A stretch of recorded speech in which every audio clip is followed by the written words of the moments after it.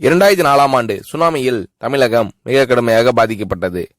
2004இல் சுனாமியில் தமிழகத்தில் மட்டும் 6065 பேர் இறந்தார்கள். 88 கிராமங்கள் நிலை குலைந்து அழிந்து போனது.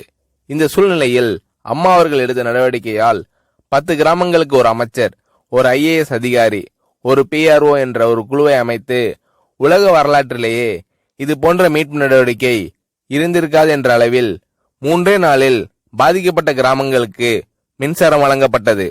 குடிநீர் வசதி செய்து தரப்பட்டது. இந்த மின்னல் வேக நடவடிக்கையால் அப்போதிருந்த இந்திய ஜனாதிபதி அப்துல் கலாம் மற்றும் அமெரிக்காவின் முன்னாள் அதிபர் கிளின்டன் ஆகியோரின் பாராட்டுகளை அம்மாவின் அரசு பெற்றது. அழுத கண்களை துடைக்கும் கரம் கொண்டவர் அம்மா அவர்கள்.